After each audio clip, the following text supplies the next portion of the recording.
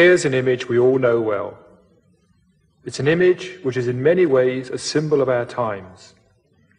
It represents what is perhaps our greatest technological achievement so far, the step out into space.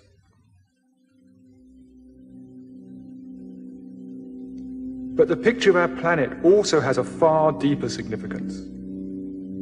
For the first time, we have seen ourselves and the planet from the outside, and the view has changed our feelings about ourselves in an unexpected way. For the early astronauts, the sight of the planet shining in the blackness of space was a profound experience. One of the astronauts who walked on the moon described his view of the Earth as an experience of instant global consciousness. He said, "When you're up there, you're no longer an American citizen or a Russian citizen. Suddenly all those boundaries disappear. You are a planetary citizen." And similar experiences happened to the other astronauts. They saw Earth to be a beautiful, magical-looking planet and came back deeply changed from that experience. Moreover, they became increasingly aware that all was not well back on Earth, and they came back wanting to help in one way or another. The pictures they returned with also had a deep effect on many of us back on Earth. For many people, it's an image which brings forth feelings of wonder and of awe, feelings of connection and of being part of something greater.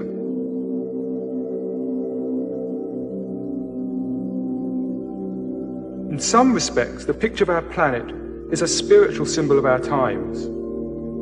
Now, that may initially sound strange. What is spiritual about it? But if you think for a moment, most spiritual symbols are, in one way or another, symbols of wholeness, of oneness, of some underlying unity. And a sense of oneness and unity is exactly what is reflected in this picture of the planet. It symbolizes the growing awareness that we are one humanity living on one planet and with one common destiny.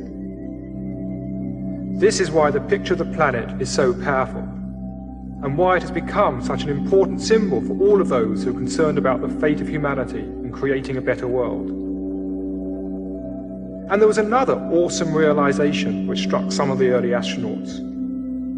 Looking back at the Earth, it seemed that maybe the whole planet is a single living organism.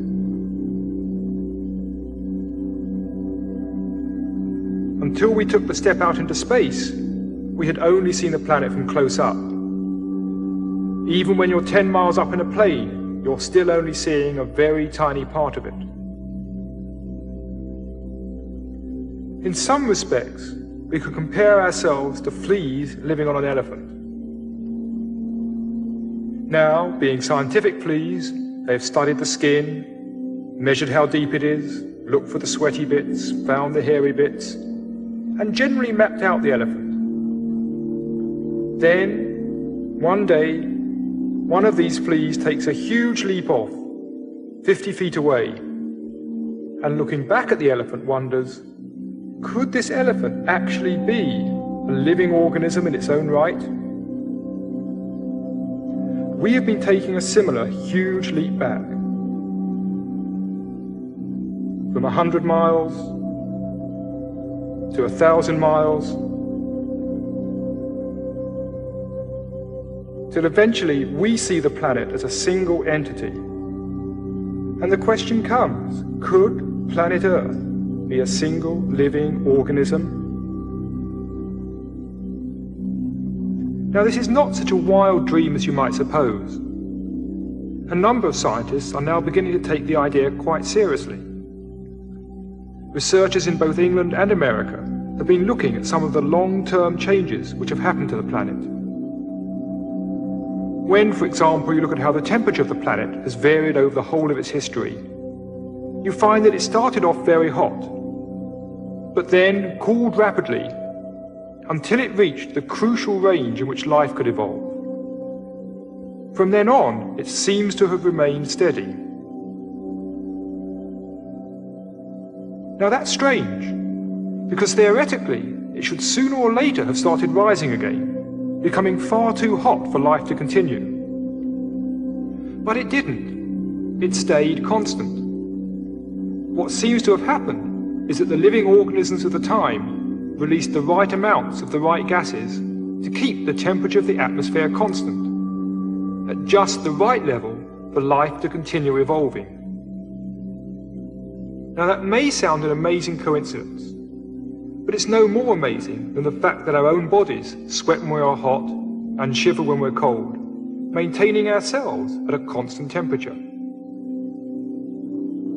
The salt content of the sea also shows an interesting degree of self-regulation. Salt is continually washed off the land into the sea, and at such a rate that it would take only 80 million years for the oceans to reach their present concentration.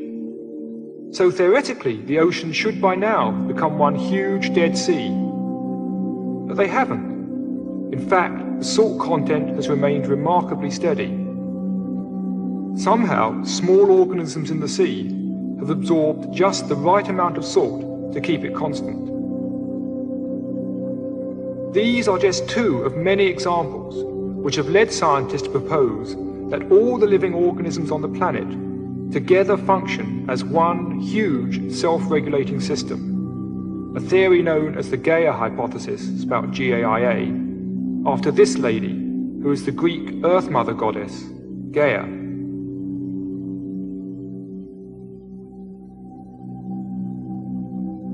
We might then consider our days and nights to be like the heartbeat of Gaia, the seasons to be her breaths, the tropical rainforests resemble the lungs, and the oceans are like the circulatory system. So, if the whole planet does behave like a huge living system, what, we might then ask, are we doing here? What is humanity's function in this system? To get some perspective, let's go back and look at how we came to be here, at the whole evolutionary process which has led to us. According to current scientific theory, the universe started with a big bang. Pure energy, light. In the beginning, there was light, something science and religion actually agree upon. Then this energy quickly condensed into electrons and protons, the first elementary particles. And then these very simple particles began combining to form the first simple atoms, which themselves began collecting together to form more complex atoms,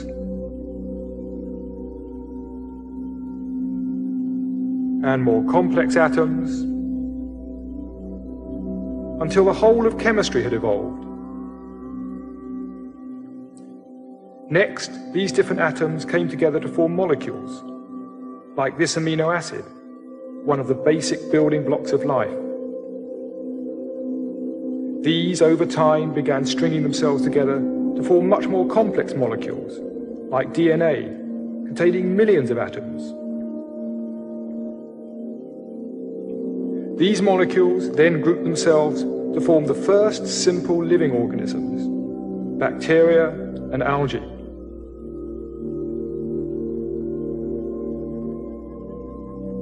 Over time, these too collected together to form multicellular organisms, simple sponges, and the first plants.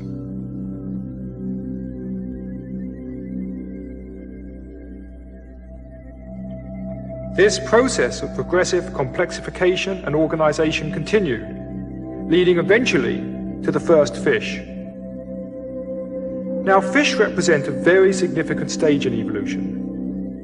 For fish were the first creatures with a skull and a spinal cord, and inside was the delicate nervous system, which now, for the first time in history, was protected by a case of bone. And from then on, the main thrust of evolution has been in the development of the nervous system. As we move on up through evolution, the external changes are very clear. The gills have become lungs. The fins have changed into arms and legs. But the most important changes of all were happening on the inside. The nervous system has become unfathomably complex. And today, the most complex nervous systems known on this planet are to be found in dolphins and whales.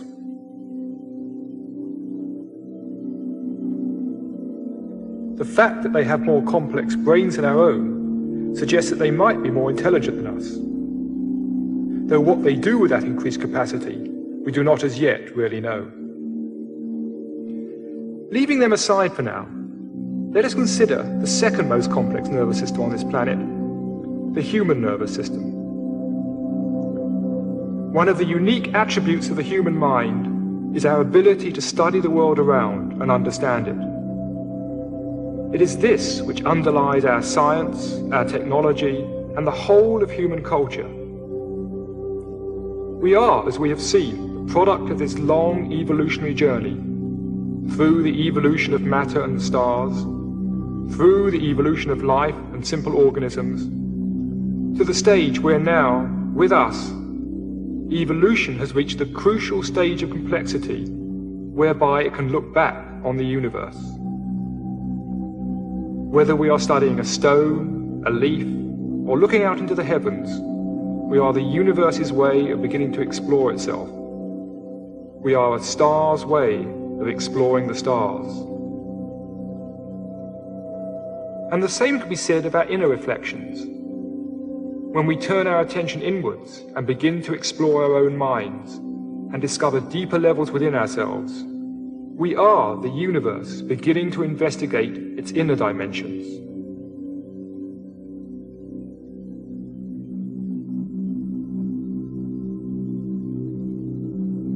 So the next question is, where is all this taking us? What's next?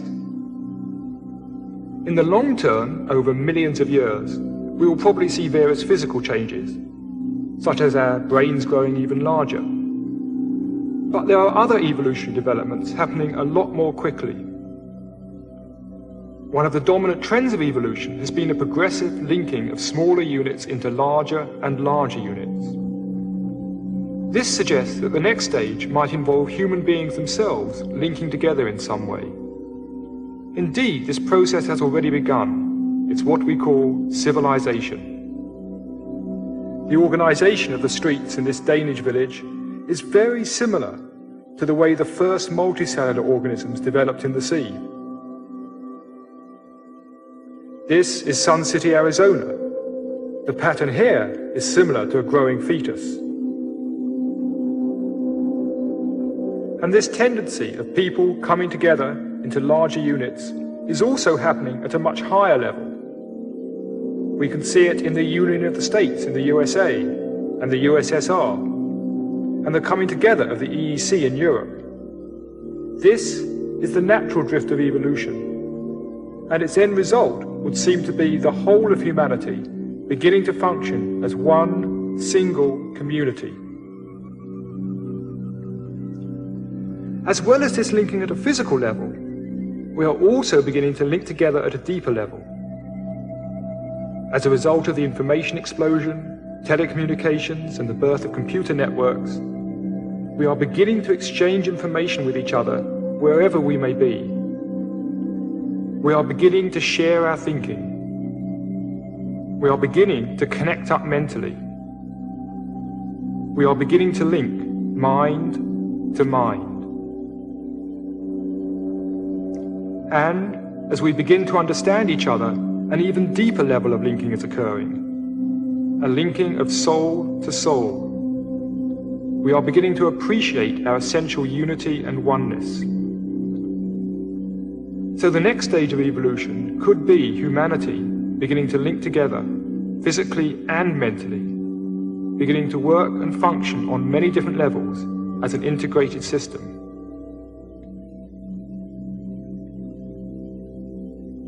Now, there are some interesting parallels between this integration of humanity and the integration which occurred at earlier stages of evolution.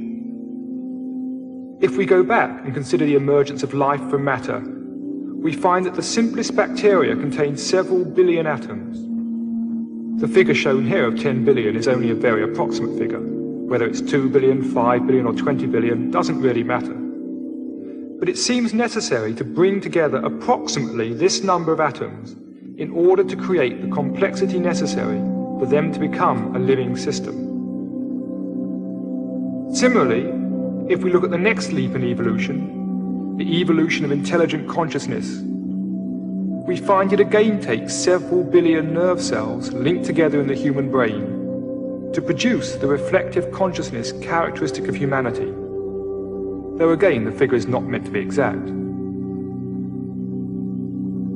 Now, if this turns out to be a general principle of evolution, it would suggest that the next stage, the linking of humanity into an integrated system, would involve the working together of a similar number of minds. And indeed, the human population has already reached this level. We might then think of humanity as some sort of huge global brain, a brain in which we are the cells, linked together by our growing information networks. And there are indeed some interesting parallels between the way society is developing and the way the human brain develops. The main thrust of development of the human brain takes place mainly before birth, between weeks 8 and 13 after conception. Imagine for a moment that you are a nerve cell in this growing human brain. At first, there's plenty of space. Then, very quickly, there's a massive population explosion of nerve cells. If you were a nerve cell, you'd probably think, this is getting dangerous. There's not enough oxygen to go round. We're going to be short of blood soon. But suddenly, at week 13, the explosion stops. From then on, the development of the nervous system focuses on the growth of connectivity and complexity, the linking together of these billions of nerve cells.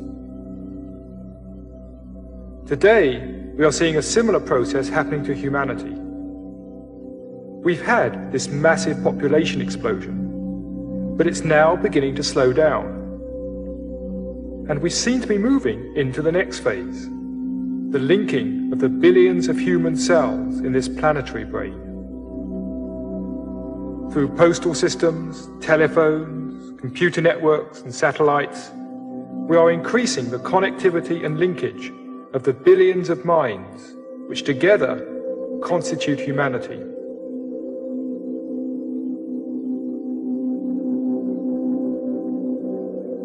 Now, all that I've spoken of so far is the good news. The bad news is that our rapid development is also threatening the welfare of the planet. In some respects, we seem to be very much like a planetary cancer. It's interesting that if you take a photograph of a city from the air and look at the way the city spreads out into the environment, it's very reminiscent of the way a cancer grows in the body. This, for example, may look like Los Angeles from the air, but it's not. It's actually a cancerous tissue in the human body. But take a good look at it. Notice how it's growing, and then compare it with this.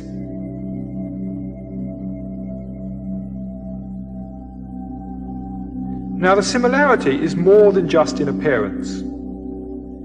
If you go back and look at what causes the cancerous tendency in the individual, and at what causes a similar tendency in society, we find that underneath are very similar principles. Let's look first at why a cell in the body becomes cancerous. In the center of each cell are the genes. They contain the information that keep you functioning as a single living organism, rather than just a bowl of biological soup. Now, if the genes in a cell are disturbed, that cell may become selfish. It may no longer support the system as a whole, but instead go off, doing its own thing, at the expense of the body. In short, it becomes a cancer. Now, when we consider human beings in a community, we are looking at an organization of minds. And the parallel to the genes is to be found at the center of our consciousness. It's that deeper level of inner wisdom, that inner awareness of being much more than we normally experience, a part of something much greater. And when we lose touch with this inner wisdom, we also become like selfish selves, out of touch with the needs of society as a whole, living at the expense of each other. The philosopher Alan Watts referred to this selfish, isolated way of existence as the skin-encapsulated ego. What's inside the skin is me, what's outside the skin is not me. Biologically speaking, this is, of course, true. We are each separate biological individuals. But it is not the whole truth. We are much more than that. We are creatures with an inner life, with an existence that stretches beyond our biological identity. The reason we become stuck in this limited way of seeing ourselves is because the real self, our deepest sense of I, is actually very hard to grasp. Trying to describe that deeper sense of self is very much like trying to describe a hole in a piece of wood. If you ask people to describe a hole such as this, they may start by saying, well, it's a round hole. You say yes. They say it's a wooden hole and it's red. You say, hang on, the hole isn't wood, the hole isn't red. They say, haha, the hole is black. But no, that's the background. And suddenly they're stuck. What's the hole? How do you describe the hole itself without describing its surroundings? In a similar way, it's very difficult to grasp and define our own inner sense of self. Instead, we tend to describe ourselves in terms of what surrounds us. Our many possessions, the roles we play, our social status.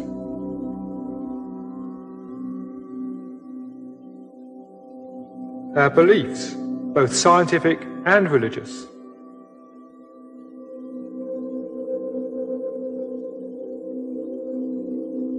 Now, this limited sense of identity may not in itself seem very dangerous, but it does have some far-reaching consequences. It turns out that many of the ways in which we mistreat and abuse the environment stem from our seeing the world as separate from ourselves. We may take fairly good care of what is inside the skin, but we don't care nearly so well for what is outside the skin. As the late Gregory Bateson said, if this, meaning this me versus the world attitude, if this is your estimate of your relationship to nature, and you have an advanced technology, your likelihood of survival will be that of a snowball in hell. You will die either of the toxic byproducts of your own hate, or simply of overpopulation and overgrazing.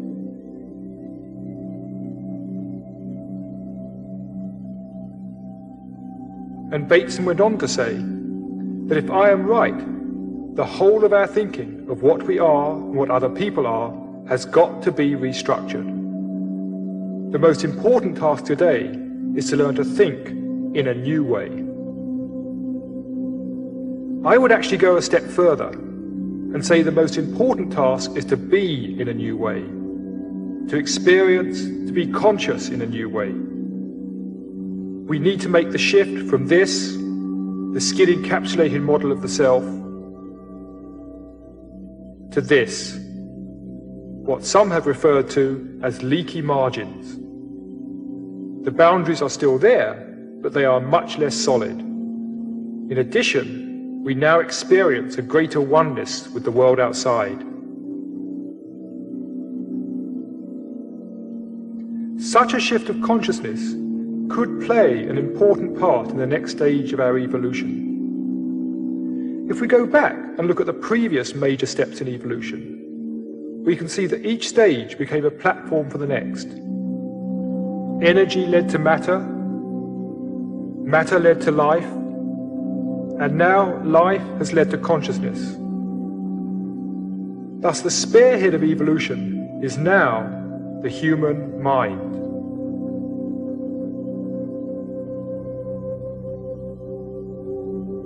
We have moved beyond biological evolution into mental evolution.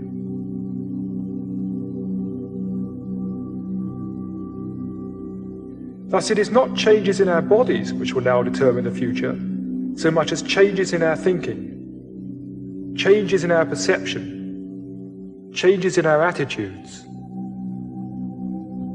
The evolutionary phase which we have now entered is the evolution of human consciousness. Inner development is now the key. In short, evolution has become internalized.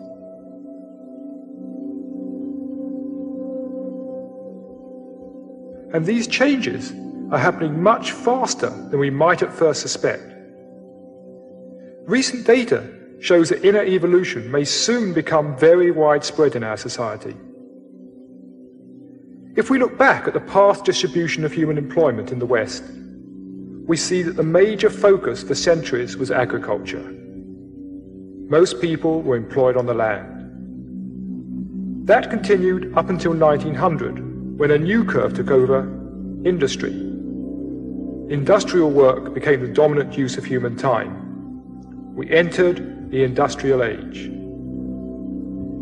And the industrial age continued until 1975, when a new curve took over: information processing. And we are now very much in the information age.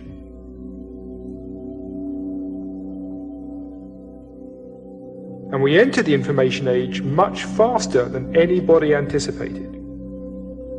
Whereas it took over a century for the Industrial Revolution to have its full effect, the information revolution has had a major impact in just 25 years. So the next question is, what will follow the information age? Well, there are already signs of a new curve beginning. And although small at present, it is growing even faster than information processing. This curve represents the growing number of people involved in the exploration and development of the vast resources of the human mind itself. These are the people who are beginning to explore what may perhaps be the last great frontier: our own minds. The number may be small at present, but as you can see, if you extrapolate the trend, then by the year 2000, it will have overtaken the information curve.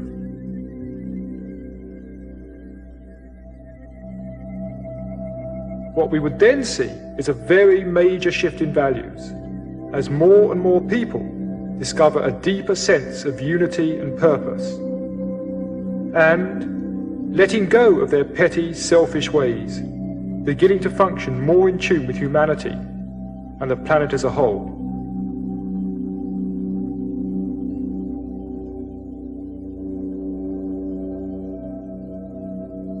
Now, the idea that there are deeper levels to human consciousness is not new. In all ages, all around the world, we find people talking of that same fundamental wisdom, that same basic understanding of life and consciousness.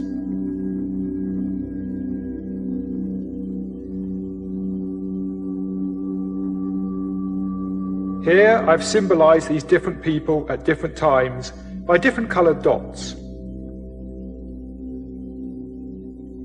Now, when any particular teacher died, his message was forced to spread by word of mouth or be written down on parchments, with the result that as his ideas began to spread around the world, they inevitably became distorted and absorbed by the culture of the time, with the result that very little now remains of the original wisdom. But today we are in very different circumstances. Firstly, hundreds upon thousands of people are beginning to discover the hidden potentials of the human soul. And secondly, books, tapes, television, computer networks, in short, the whole information revolution, has given us the means to share these discoveries with each other without the information suffering the distortion and misunderstanding that was inevitable in the past.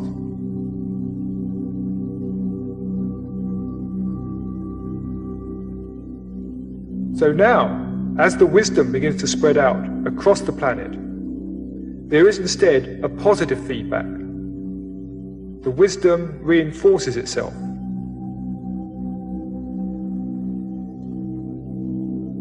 Rather than dissolving, the wisdom builds upon itself. Such an inner awakening could be the crucial ingredient in the linking of humanity into an integrated society. A society in which we are linked spiritually through an awareness of our inner unity, an awareness that we are all part of something greater. And at the same time, gaining a greater awareness of our individual potentials and uniqueness. A synthesis of greater individuality along with greater community.